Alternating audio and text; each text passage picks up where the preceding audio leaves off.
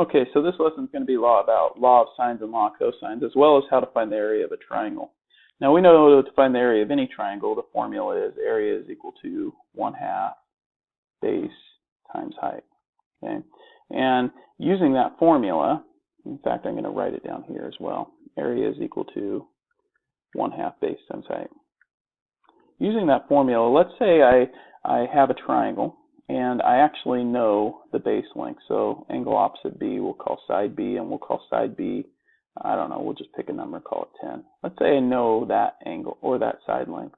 And the height, let's say that's an unknown in this case. I actually don't know the height. The height would be an altitude drawn from angle B down to side B at a right angle. It'd be nice if I actually do more of a straight line. Okay, so there's my height. I don't know that, but I actually, let's say I know an angle. Okay, we'll call angle A here. Angle A would be, I don't know, let's make it 75 degrees.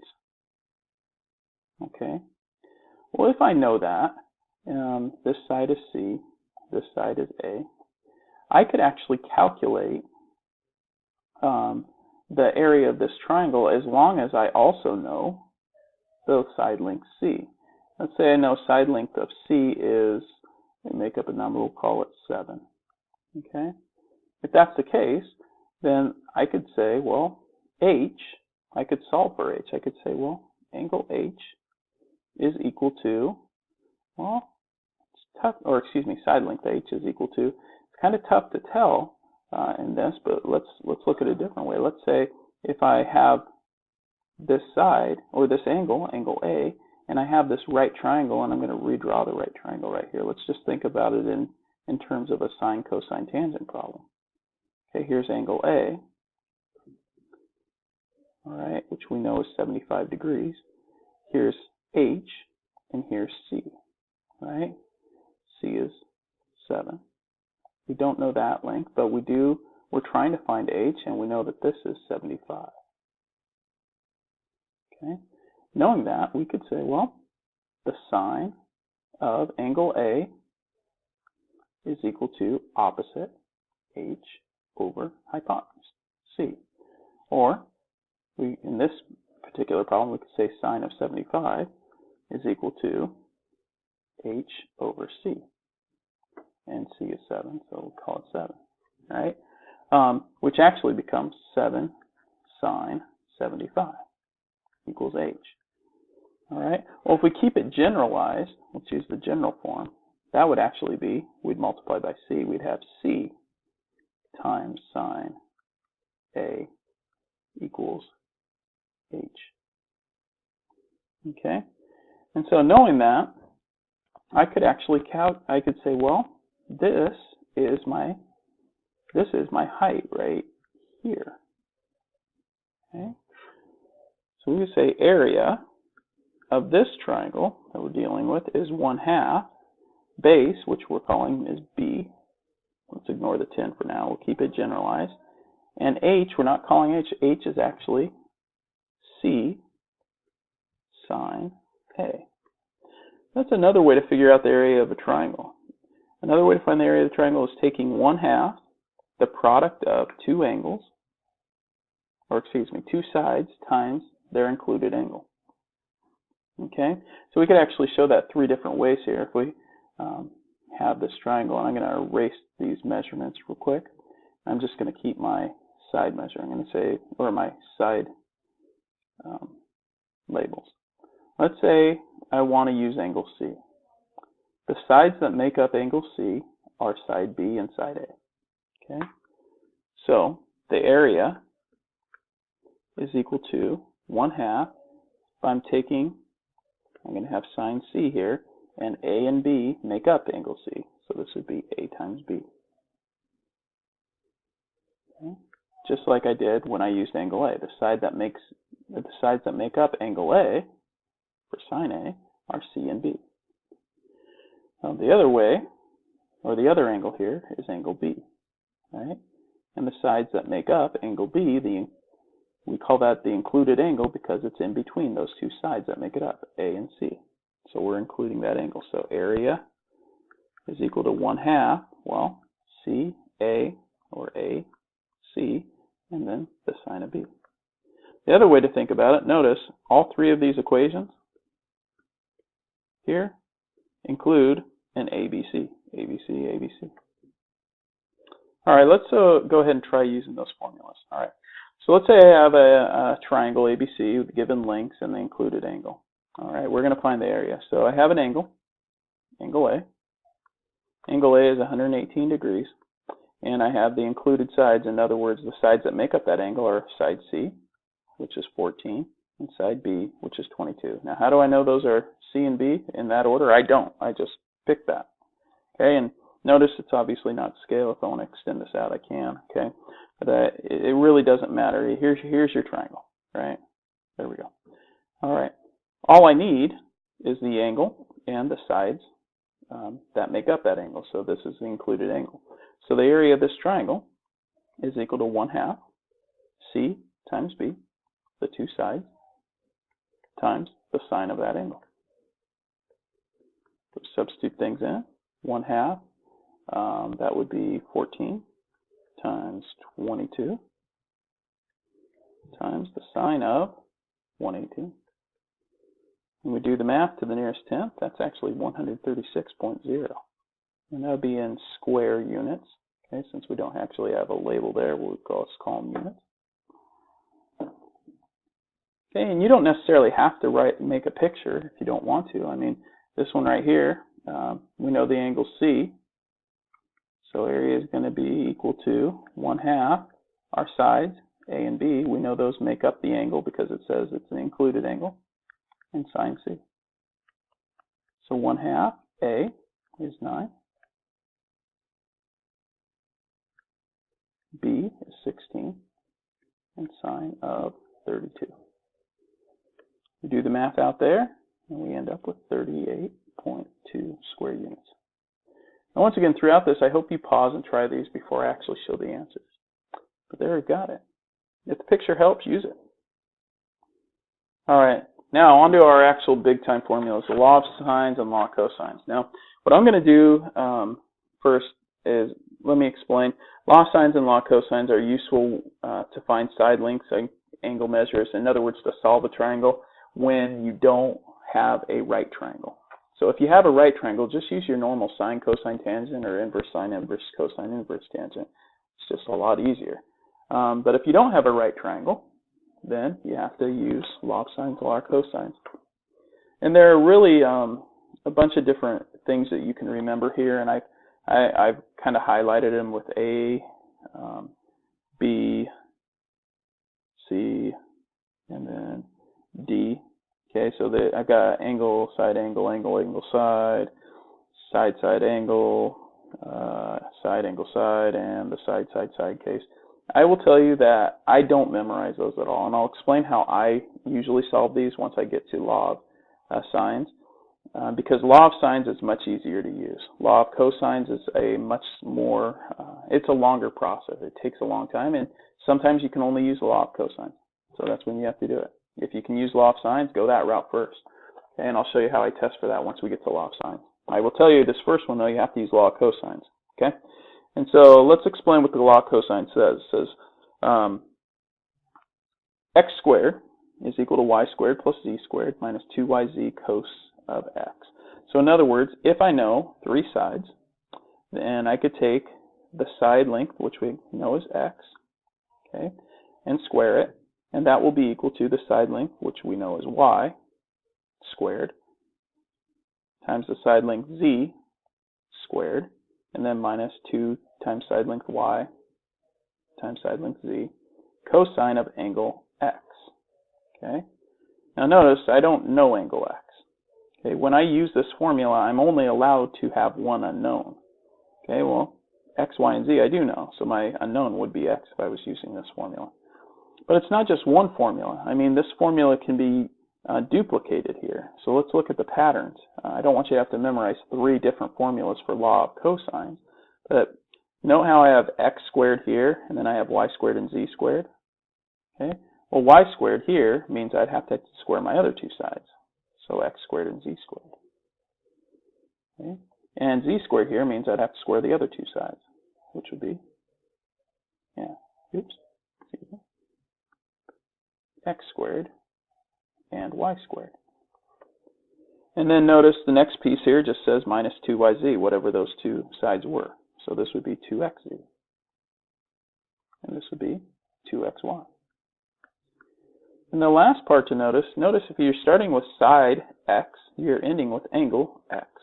So I started with side y, I'm ending with angle y. I'm starting with side z, so I end with angle z. Okay, so just making sure you know how to duplicate those so you don't have to memorize 3 different formulas. All right, so I'm going to start here, and like I said, I would pause throughout this. But I'm going to start by finding angle x. Okay, and to do that, I have to use the formula that has angle x in it, which is this first one.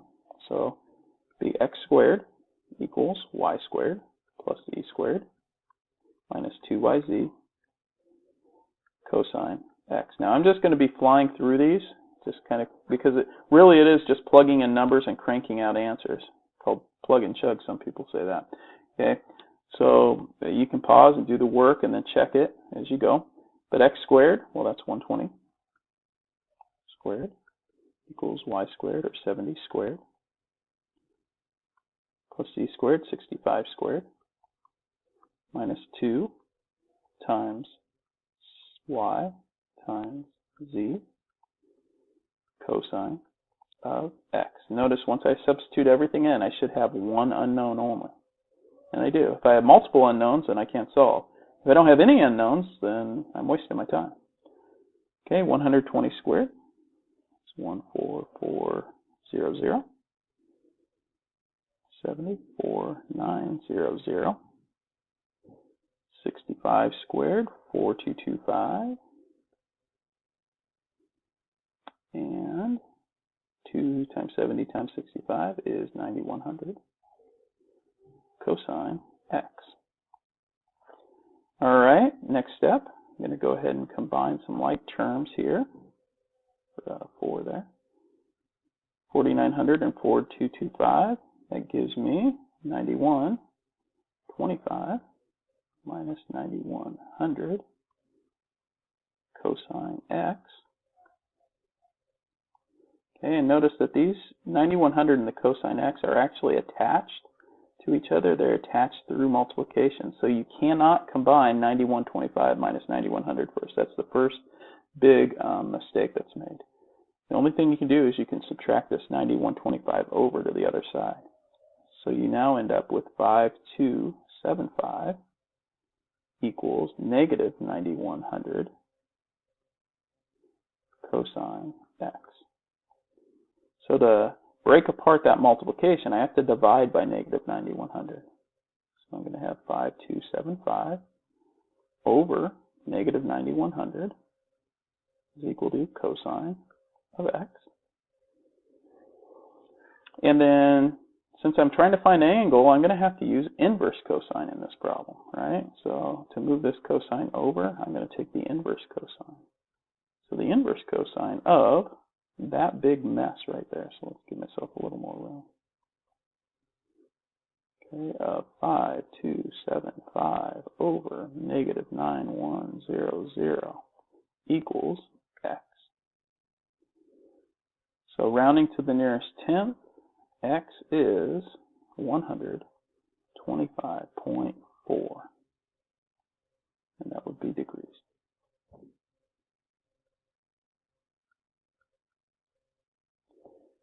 All right, and I'm going to go to the nearest tenth on any of these. Now, if you're actually going out to the nearest tenth, then when you write out your measurement, you probably should go out to 3 decimal places. Do that, this would actually be 125.427, and then we'd round it to 125.4, just in case we want to use that measurement again.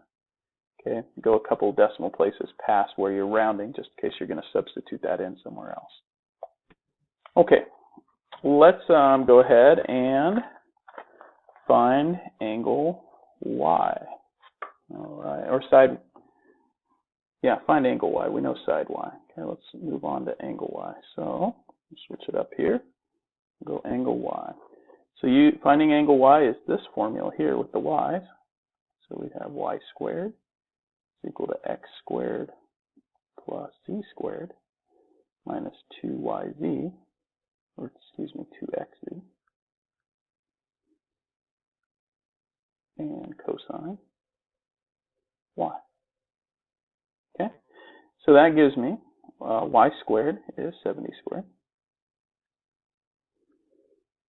x squared 120 squared, z squared 65 squared, 2xz, that's 2 times 120 times 65, cosine of y. All right, so we've used all of our variables there, except for the y there. And notice I'm finding an angle, so at the end I'm going to have to use inverse cosine. All right, so 70 squared, 4,900. 120, 14400. 65, 4225. 2 times 120 times 65 is 15,600. Cosine of y. Move that 1440 over by subtracting. Actually, let's combine these first. My apologies. Okay, that's going to give me 18,625 minus 15,600 cos y. And now we'll move that 625 over by subtracting. Gives me negative 13,725 equals negative 15,600 cos y. Remember, for those of you wondering why I didn't combine 18,000 and 15,000, because I'm attached to that cosine through multiplication, so I can't break that apart. I can't combine these two. Okay? The only way I can break it apart is through division, and that's my next step. So I'm going to divide by negative 15,600. Okay, now when I do that, I'm going to have a negative and a negative. A negative divided by negative is going to give me a positive 13,725 over 15600 equals cosine of y. And then to find the cosine of y, to find y, I'm going to take the inverse cosine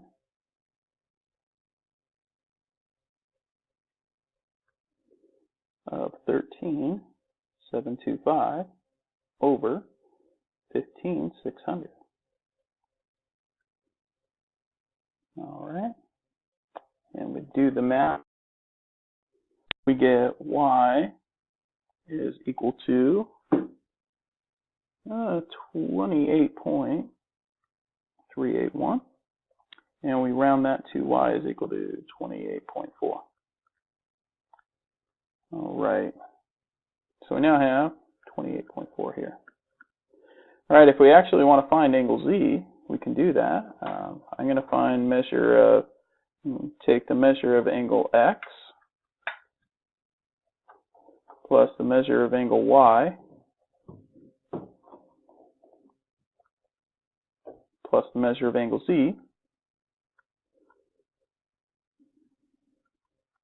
is equal to 180 degrees.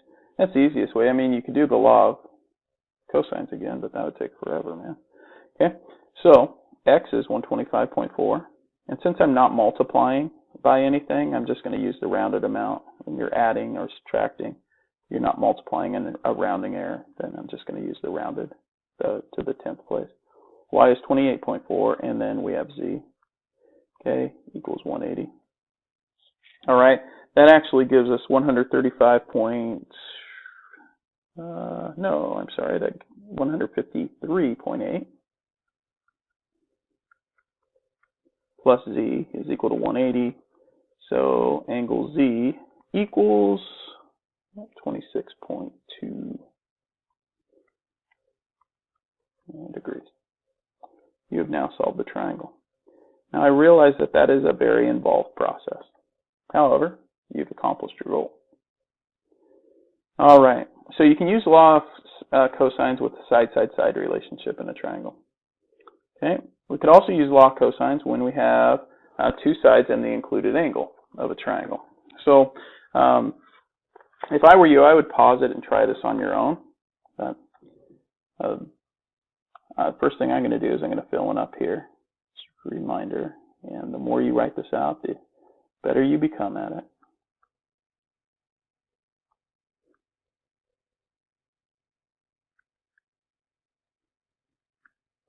All right. So I'm going to, since I know x, angle x, I'm going to find side x. I'm going to label these. This is side y, and this side opposite z is side z. Okay. So I'm going to find side x first. Go alphabetical there, so that means I'm using the first formula again because it has the x's in it, the x squareds, and the side, or the angle x as well. And I know both y and z.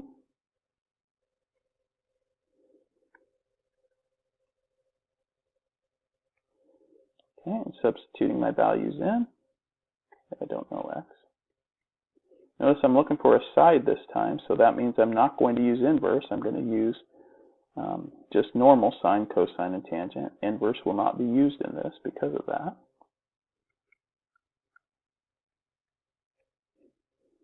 Got my squared there.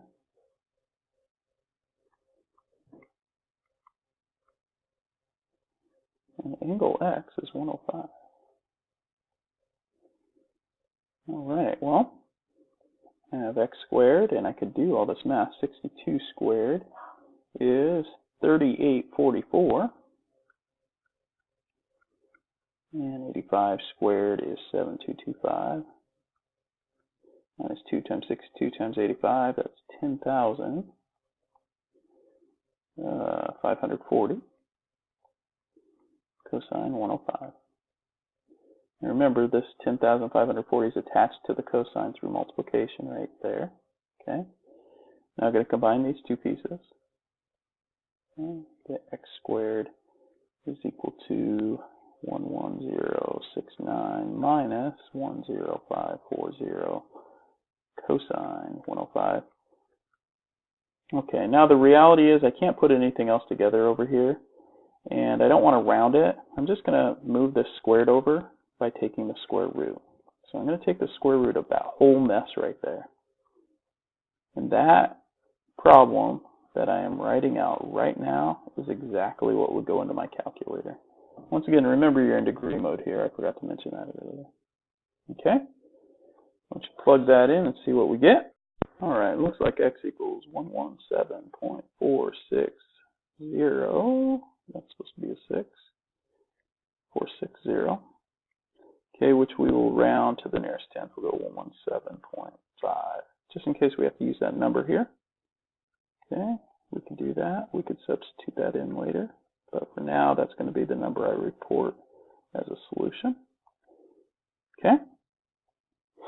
All right, well, let's go ahead and change up colors and, well, let's go ahead and find another angle measure here. Maybe find angle y. We know side y, we know side x, so we're going to have to use x, which means we want to use this value for x, and then we know z. Okay, so once again, it's an angle this time, so we're going to have to use inverse cosine in it. All right, so we're going to have y squared. Since we're finding angle y, we're going to start with y. Y squared is equal to x squared plus z squared minus 2 xz cosine y. Okay, and y squared in this case is 62 squared. X squared, we're going 117.460 squared. Notice I use 3 decimal place one, because we're going to be multiplying it here. If you're just adding without doing any multiplication, it wouldn't matter there. Z squared, that's 85,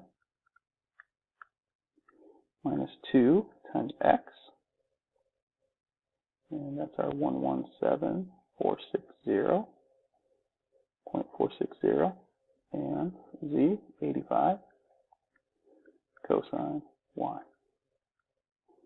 Okay, so 62 squared, 3844 equals, all right, and we get some ugly numbers now. 13796.8516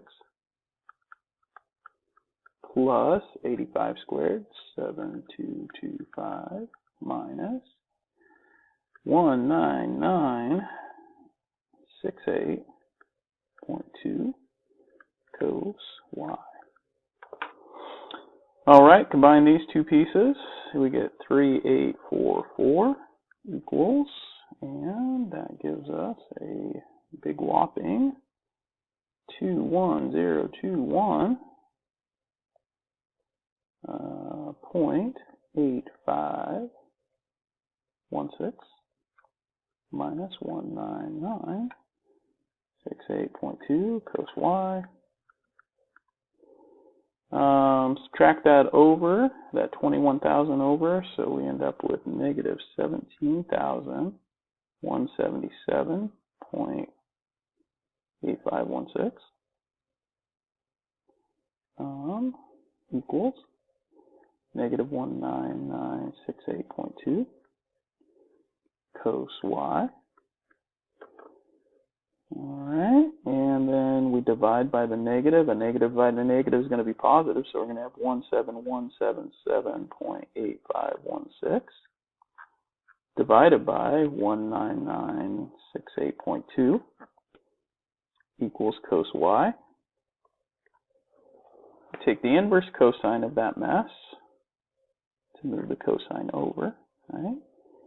So we have the inverse cosine of 17177.8516 over 199,682.2 equals y. So y equals to 4 decimal places, or to 3 decimal places, 30.654. And then rounding to the nearest tenth, we get 30.7.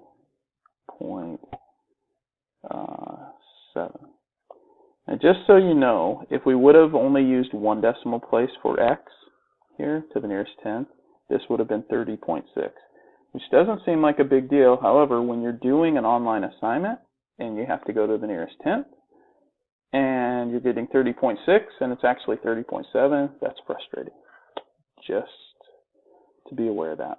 Okay, we now know this is 30.7.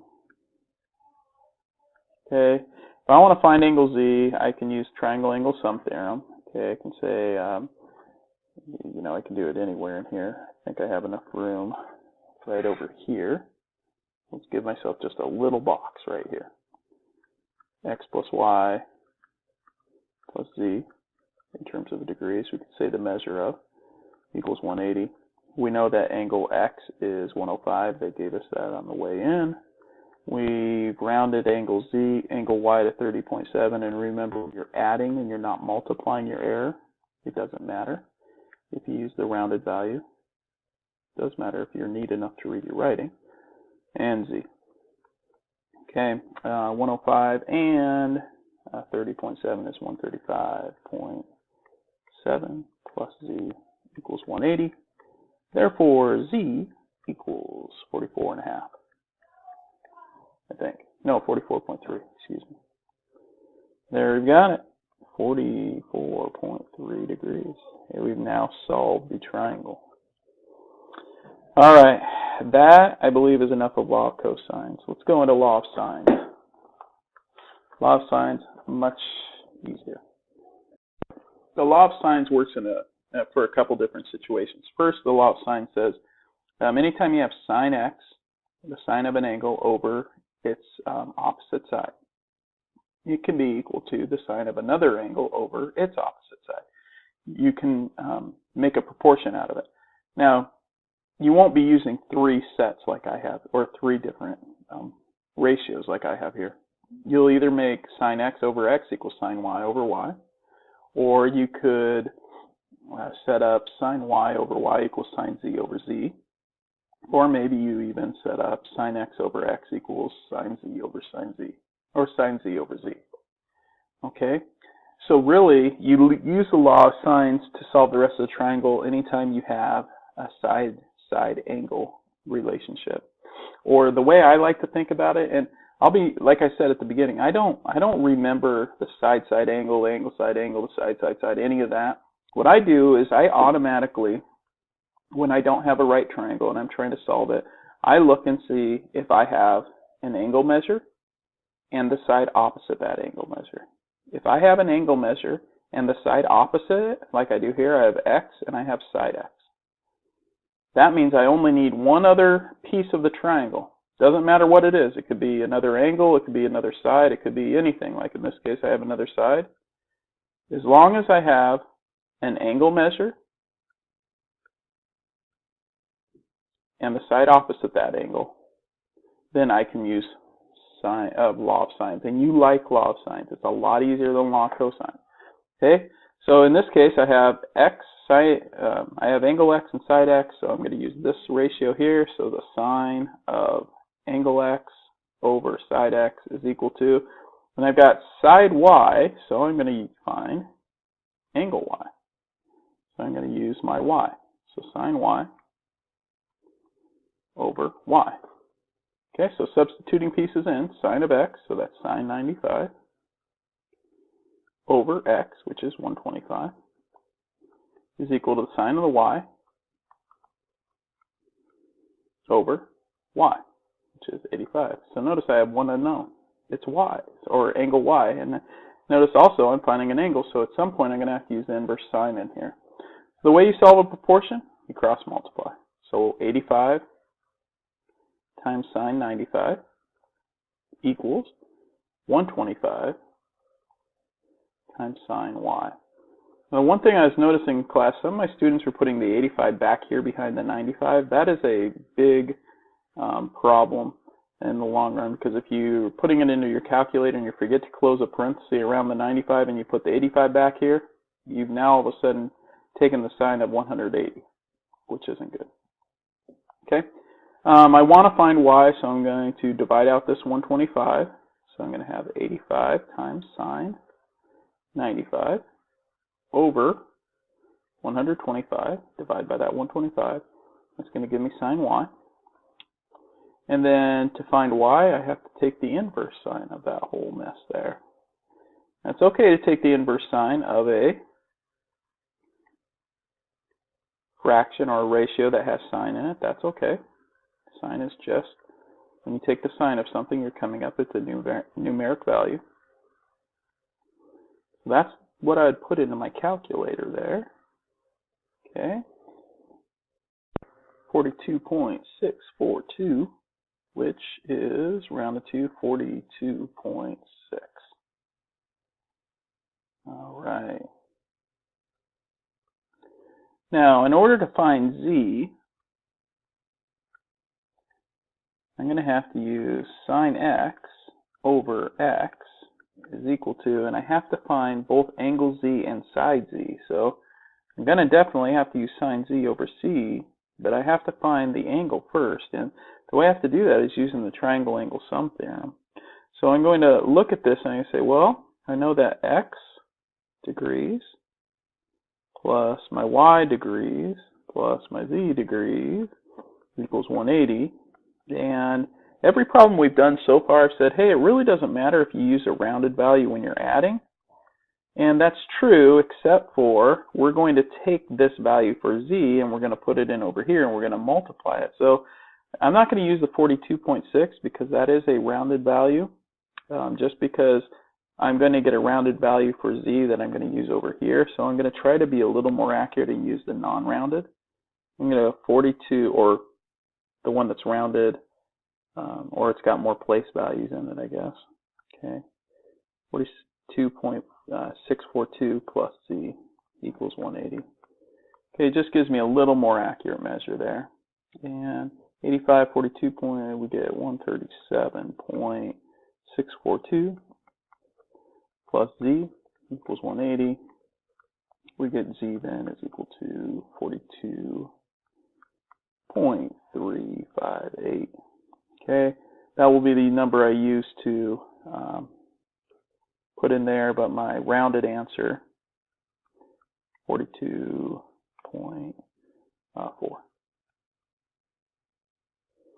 All right, so over here, sine x,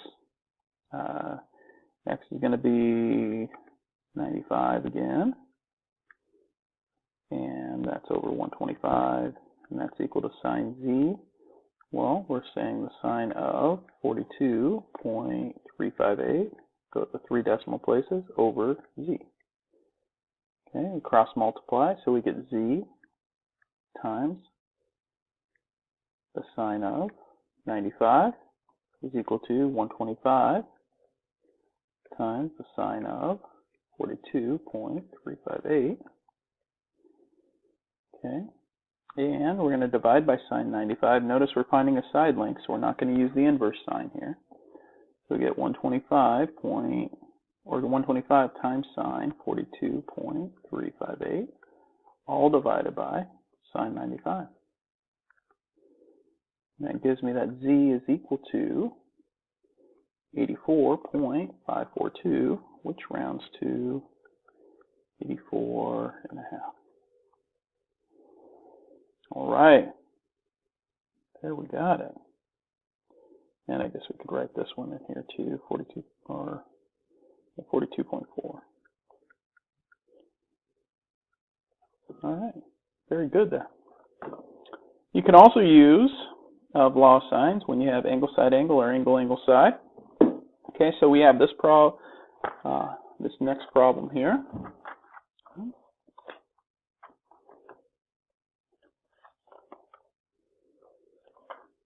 All right. So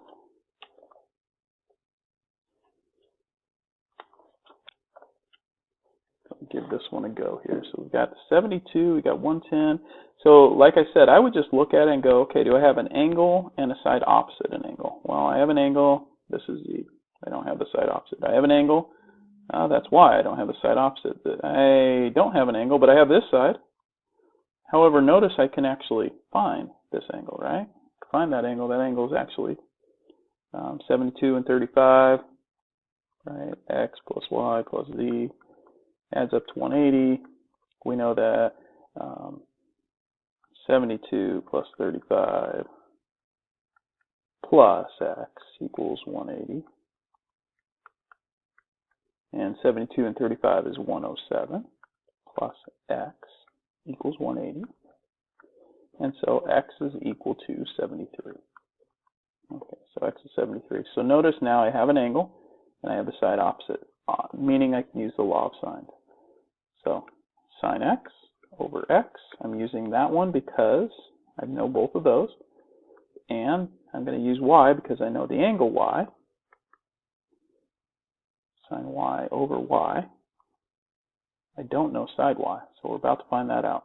So we get 73. Oops, I'm sorry, the sine of 73 over 110 is equal to the sine of Y, the sine of 72 over Y. I'm finding a side, so I will not use inverse sign here. So Y times sine 73 cross multiply is equal to 110 times sine 72. Get Y by itself by dividing by sine 73, so you get 110 sine 72 divided by sine 73. And that gives you Y is equal to, we get 109.396, which rounds to Y is equal to 109.4. Okay, so now I have 109.4. All right, well, let's go ahead and switch it up here. Let's find Z. Okay, so we know that sine X, it's an exact value, over X is equal to sine Z over Z. We already know the angle Z. Don't have any rounded numbers here, so we have sine of 73 over 110 is equal to the sine of 35, angle Z, over side Z. Once again, we're finding a side, so we will not use inverse here. Cross multiply, we get Z sine 73 is equal to 110 sine 75. Divide by sine 73, we get Z is equal to 110 sine 75 over sine 73. So z is equal to, and I'm not even going to worry about, since we're going to be done, this is the last measure, I'm just going to go out to the nearest tenth. 66.0.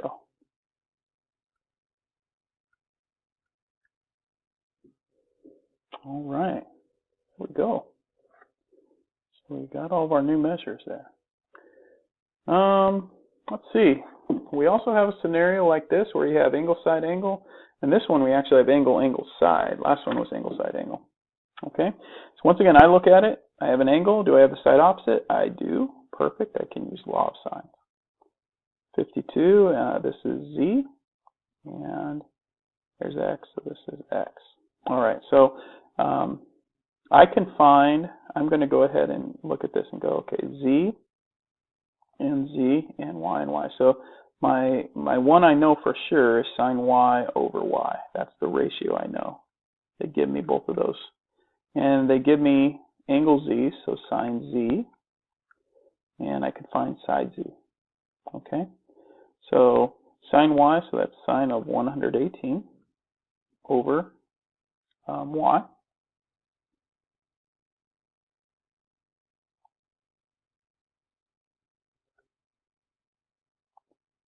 Equals, oops, not over, sorry. Boy, I messed that one all up, didn't I? Sine of 93 over 118. If any of you are going, what's he doing? That's a good question. Go sine of 52 over z. Okay, so z times 73, sine 73. Sorry, z sine 93 equals 118 sine 52. Get z by itself by dividing by sine 93. So z is equal to 118 sine 52 divided by sine 93. So z is equal to 3.113, which becomes 93.1.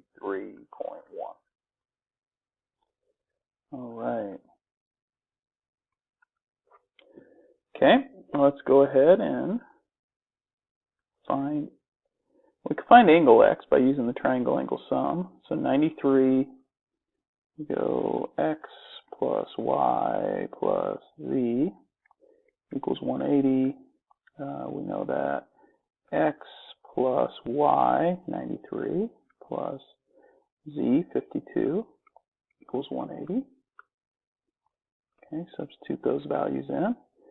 So we get x is equal to 145, excuse me, x plus 145 equals 180.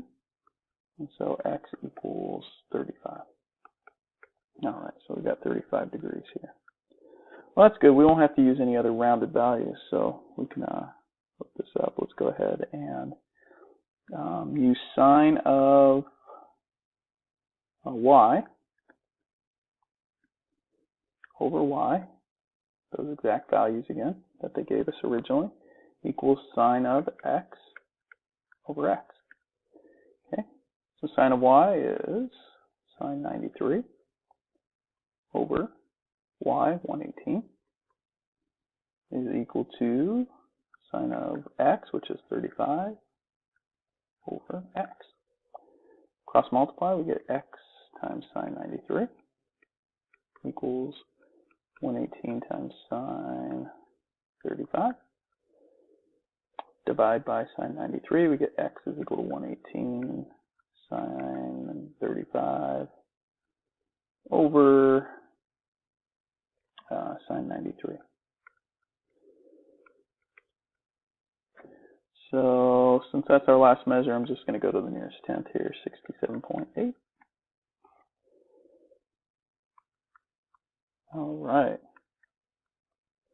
Well, there we got it. Let's see. That's all I got for you. That was plenty.